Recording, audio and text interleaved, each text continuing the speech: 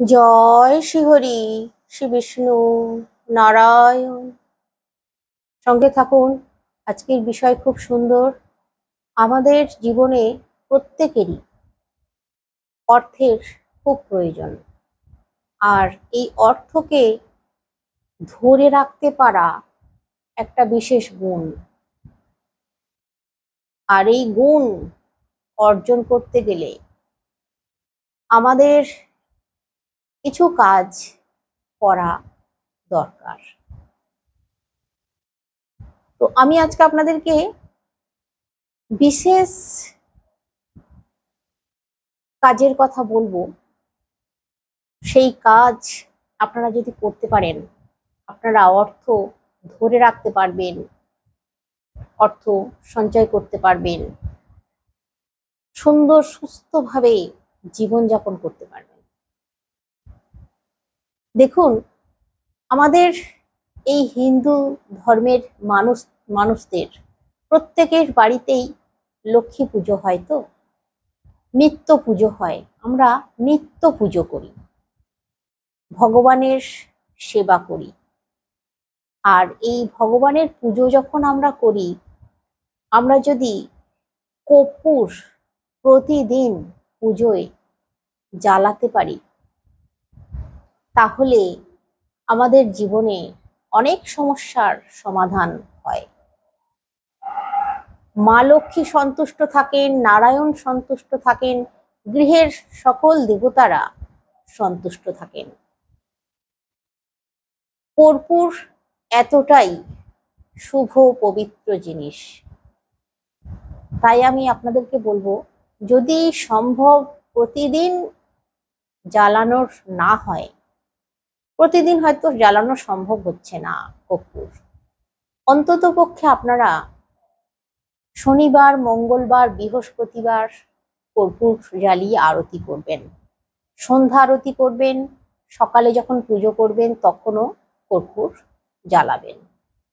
সকালে যদি কর্পূর দিয়ে আরতি করার সময় না হয়ে ওঠে, অবশ্যই কিন্তু সন্ধ্যার সময়, সন্ধ্যাবাতি দেবার সময় কর্পূর জ্বালিয়ে আরতি করবেন।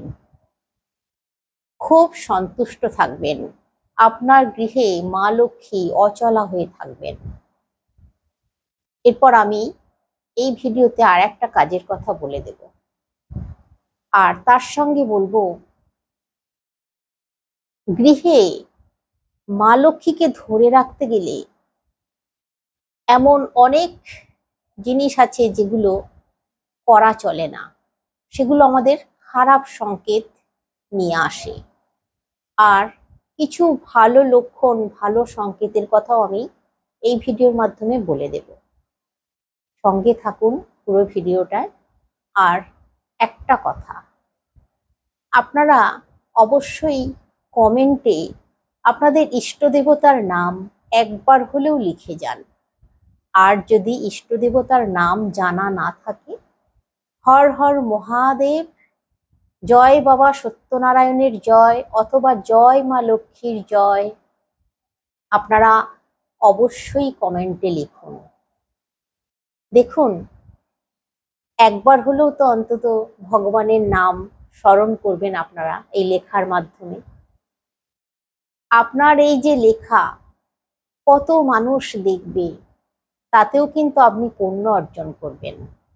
তাই একবার হলেও লিখে যান। এরপর আমি শুরু করছি।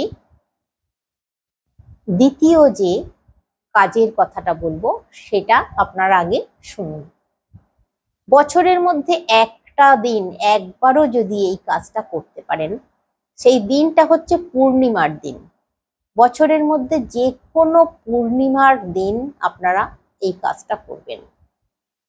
কাজটা হচ্ছে, একটা নারকেল নেবেন, ঝুনো নারকেল। সেই নারকেলটায় হলুদ শালু কাপড় বাঁধবেন, ভালো করে জড়িয়ে বাঁধবেন। বেঁধে একটা দড়ি সেই কাপড়ে বাঁধবেন, বড় দেখে একটা দড়ি কাপড়ে বাঁধবেন। একটা পাথর ওই কাপড়ে বেঁধে নেবেন ভারী করার জন্য। ওটাকে আপনারা প্রবাহিত জলে, পুকুরের জল, দিঘির জল, খালের জল, তারপর নদীর জল, যে কোনো জলে, প্রবাহিত জলে ওই পূর্ণিমার দিন ওটাকে সূর্য ওঠার পর মা লক্ষ্মীর নাম স্মরণ করে নেবেন তার আগে।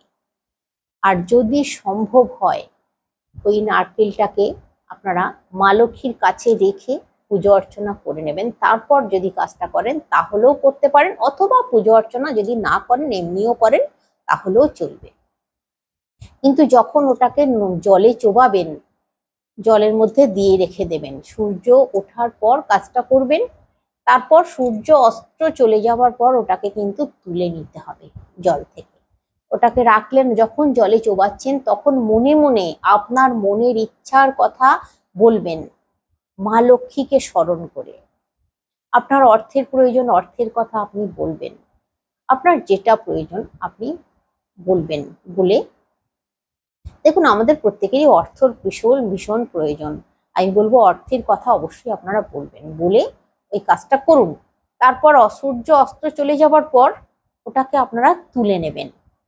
তুলে নিয়ে ওই ভিজে কাপড়টা আর নেবেন না, নতুন লাল শালু কাপড় নেবেন। সেই শালু কাপড়ের উপরে নারকেলটাকে রাখবেন। রেখে আপনারা মা লক্ষ্মীর পুজো করে নেবেন, মা লক্ষ্মীর সামনে রেখে। তারপর ওই কাপড়টা দিয়ে ভালো করে জড়িয়ে লাল কাঠ দিয়ে বেঁধে, অথবা ওই কাপড়টা যদি বড় মাপের হয় ওই কাপড়টাকে গিট দিয়ে বেঁধে ভেতরে নারকেলটা থাকবে, সেই অবস্থায় আপনারা ঠাকুরের স্থানে রেখে দিন। প্রতি বৃহস্পতিবার পুজো তো করেনি, তখন ধূপধুনো একটু দেখাবেন। এই যে শ্রীফল মা লক্ষ্মীর, আপনারা এরকম যে টোটকাটা করলেন বা পুজো করছেন, মা লক্ষ্মী ভীষণ সন্তুষ্ট হবেন। আপনার গৃহে উনি সারা জীবনের জন্য থাকবেন। আপনার গৃহ কোনোদিনও ত্যাগ করবেন না, আপনার গৃহে অলক্ষ্মী প্রবেশ করতে দেবেন না। এই কাজটা যদি বছরের মধ্যে একটা দিনও করতে পারেন আপনারা। হ্যাঁ, এবার আমি বলবো আপনাদেরকে খারাপ সংকেতগুলোর কথা, যেগুলো আমাদের জীবনে খুব ক্ষতি করে, অর্থের হানি হয়, অর্থ জলের মতো বেরিয়ে যায়। যত টাকা পয়সায় রোজগার করা যাক, সেই টাকা পয়সা হাতে রাখতে পারা যায় না, সঞ্চয় করতে পারা যায় না, হু হু করে বেরিয়ে যায়। এরকম অনেকের সঙ্গেই হয়। আমাকে অনেকে কমেন্ট করেও বলেছেন যে কিভাবে টাকা পয়সা রাখতে পারবো, কেন এরকম হচ্ছে, কি কারণের জন্য হচ্ছে। তবে দেখুন, আমি যে কারণগুলোর কথা বলবো সেগুলো আপনারা অনেকেই কিন্তু শুনলে মনে হবে আপনাদের সত্যি এই কারণগুলো তো ঠিকই। প্রথম যে কারণটার কথা বলবো সেই কারণটা হচ্ছে বিছানায় বসে খাওয়া দাওয়া করা, বিছানায় বসে টিভি দেখা, বিছানায় বসে লেখাপড়া করানো ছেলে মেয়েদের। অনেক বাবা মায়েরা আছেন সন্তানেদেরকে বিছানায় বসিয়েই পড়ান, বা মাস্টারমশাই দিদিমণি যেই আসুক বিছানার ওপরেই পড়তে বসিয়ে দেন।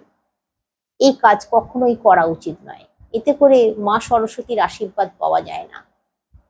মা লক্ষ্মী তো চঞ্চল হনই বিছানায় বসে খাওয়া দাওয়া করলে, তার সঙ্গে বিছানায় বসে লেখাপড়া করলে কিন্তু মা সরস্বতীও কৃপা করেন না। মেঝেতে মাদুর পেতে বসে পড়াশোনা করাতে পারেন, অথবা যদি টেবিল চেয়ারের ব্যবস্থা থাকে টেবিল চেয়ারে বসে পড়াশোনা করাতে পারেন, তাহলেও চলবে। এই জিনিস কিন্তু আমাদেরকে ত্যাগ করতে হবে। এগুলো খারাপ সংকেত নিয়ে আসে, মা লক্ষ্মীকে চঞ্চল করে দেওয়া হয়। এরপর যে সংকেতটার কথা বলবো, দাঁত দিয়ে নখ চেবানোর অভ্যাস অনেকেরই আছে। এই দাঁতে করে নখ চেবানো মারাত্মক খারাপ জিনিস। গৃহে চরম দারিদ্রতা চলে আসে, অলক্ষ্মী প্রবেশ করে। তাই দাঁত দিয়ে নখ চেবানো উচিত না। এরপর যেটার কথা বলবো সেটা হচ্ছে রাত্রিবেলায় কাপড় ধোয়া। পরিবারের যে কোনো সদস্য, গৃহিণী হতে পারে, কর্তা হতে পারে, বাড়ির সন্তানেরা হতে পারে, ছেলে মেয়েরা হতে পারে, কাপড় ধোয়া রাত্রিবেলায় উচিত না। রাত্রিবেলায় ভেজাতে নেই জামা কাপড়, এটাও কিন্তু গৃহে অমঙ্গল নিয়ে আসে। এরপর যেটা বলবো, দেখুন আমাদের অনেকেরই অভ্যাস আছে সন্ধ্যার পরে ঝাঁটা দেওয়া। সন্ধ্যার পরে কখনো ঝাঁটা দিতে নেই। হ্যাঁ, অনেকে হয়তো বলবেন প্রয়োজন আছে তাই দেওয়া হয়, হয়তো অনেক লোকজন এসে গেছে বাড়িতে, নোংরা হয়েছে বা কোনো কাজ হয়েছে, নোংরা হয়েছে, কিন্তু একান্তই যদি প্রয়োজন হয় আপনারা মোছামুছি করে নিন, ঝাঁটাটা নাড়বেন না। সন্ধ্যার পরে ঝাঁটা নাড়লে গৃহে অমঙ্গল আসে, মা লক্ষ্মী চঞ্চল হয়ে গৃহত্যাগ করেন, তাই সন্ধ্যার পরে এই কাজ করতে নেই। সন্ধ্যার পরে কাউকে টাকা পয়সা ধার দেওয়া, টাকা পয়সা দেওয়া, বাড়ি থেকে টাকা পয়সা বের করে দেওয়া ভুলেও করা উচিত নয়। সন্ধ্যার পরে লবণ, চিনি, সাদা কোনো জিনিস, দুধ, দই, নুন, চাল একেবারেই কিন্তু কাউকে দেওয়া উচিত নয় সন্ধ্যার পরে, রান্নাঘর থেকে বিশেষ করে। এই কাজ করলেও কিন্তু গৃহে অমঙ্গল আসে, গৃহে অশান্তি আসে। এরপর যেটা বলবো, সূর্য অস্ত যাবার পর বিছানায় শুয়ে থাকা ভীষণ অমঙ্গলজনক। সূর্য অস্ত চলে যাবার পর বিছানা ছেড়ে দিতে হয়। দুপুরবেলা হয়তো 1 ঘন্টার জন্য ঘুমানো যেতে পারে, তবে দিবানিদ্রা খুবই খারাপ। দিবানিদ্রা না হলেই কিন্তু ভালো, যদিও ঘুমাতেই হয় 1 ঘন্টা, তারপর কিন্তু বিছানা ছেড়ে দিতে হবে। সন্ধ্যার সময় শুয়ে থাকা মোটেই ভালো জিনিস নয়।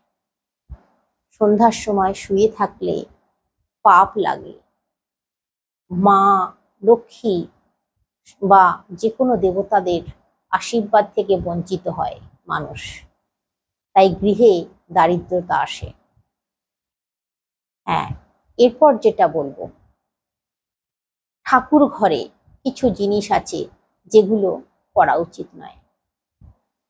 ঠাকুর ঘরে অনেক সময় পুজো করার পর শুকনো ফুল রেখে দেওয়া হয়, বাসি ফুল রেখে দেওয়া হয়, এ কাজ কিন্তু করা উচিত নয়।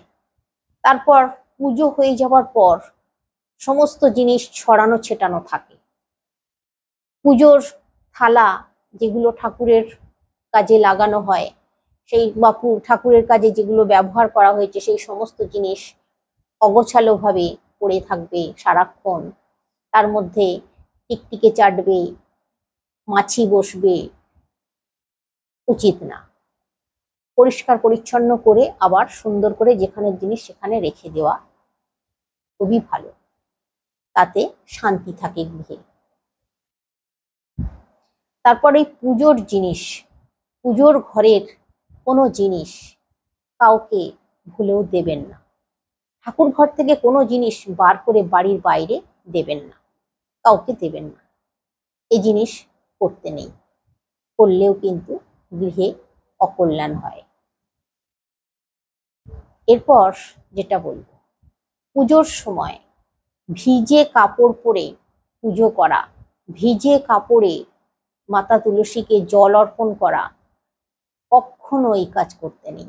সবসময় শুকনো জামা কাপড় পরে আসন পেতে বসে তারপর পুজো অর্চনা করতে হয়, তাতে গৃহে মঙ্গল আসে, তাতে দেবতারাও সন্তুষ্ট থাকেন, মন পবিত্র থাকে, মনে একাগ্রতা থাকে। তাই ভিজে কাপড়ে পুজো অর্চনা ভুলেও কখনো করবেন না। শঙ্খ, শঙ্খ কখনো মেঝেতে রেখে দিতে নেই সরাসরি, কোনো কাঠের ওপরে অথবা কিছু কাপড় পেতে বা কাগজের ওপরে হলেও শঙ্খ রেখে দেবেন। শঙ্খকে কখনো সরাসরি মেঝের ওপরে রেখে দেবেন না, এটাও কিন্তু খারাপ সংকেত নিয়ে আসে। এরপর আপনারা যখন আপনাদের ঘরবাড়ি ঝাঁট দেন, তখন ঝাঁটায় যদি পা লেগে যায় অবশ্যই প্রণাম করে নেবেন। ঝাঁটা হচ্ছে মা লক্ষ্মীর জিনিস, তাই ঝাঁটায় কখনো পা দিতে নেই, ঝাঁটা দিয়ে কাউকে প্রহার করতে নেই।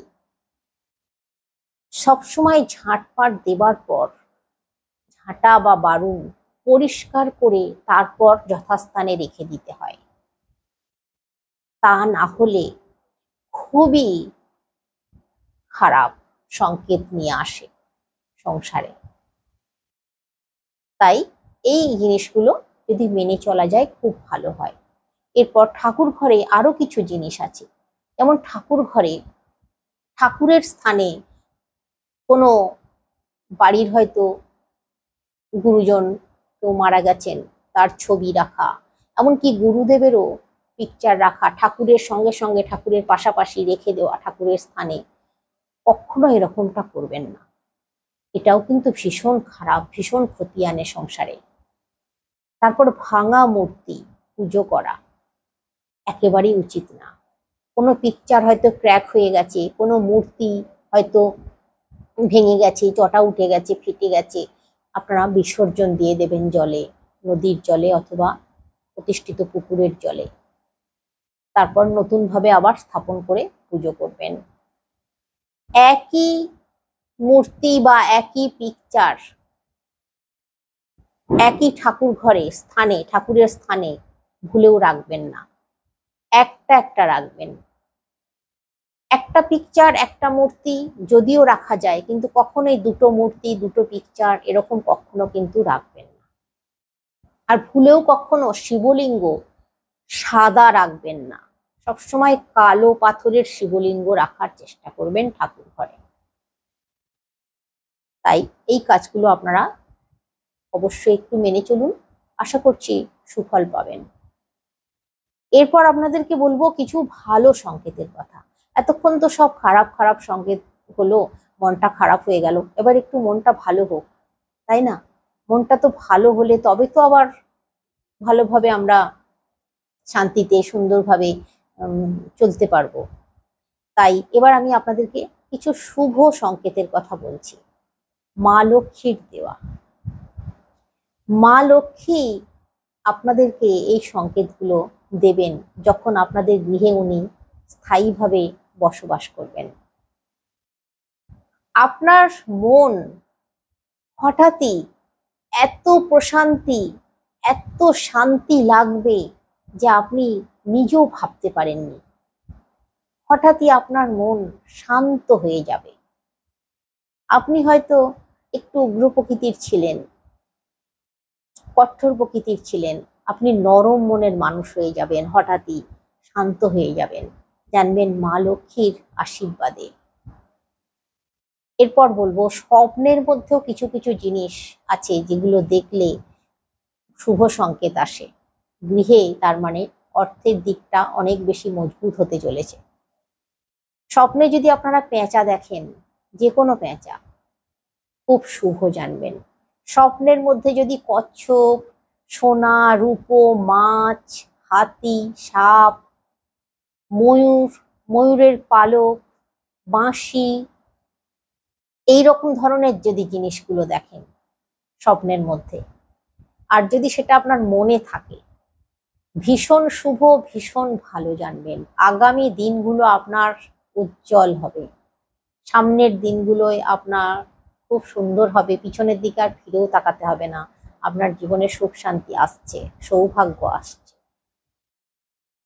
এরপর পুজো করার সময় হয়তো আপনি পুজো করছেন, সেই সময় আপনি দেখলেন আপনার আশেপাশে কালো পিঁপড়েরা ঘুরছে।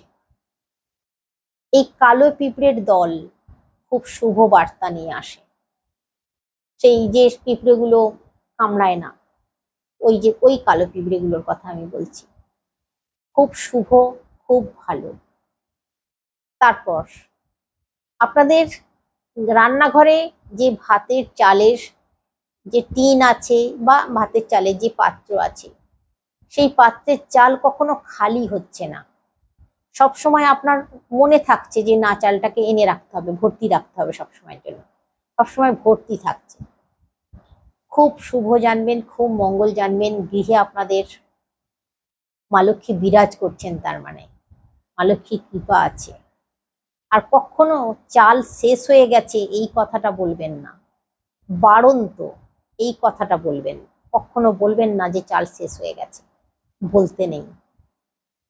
তারপর মা লক্ষ্মীর পুজো করছেন, সেই সময় আপনার গৃহে কোনো অতিথি এলো কোনো শুভ সংবাদ নিয়ে, সুখবর নিয়ে, খুব ভালো জানবেন।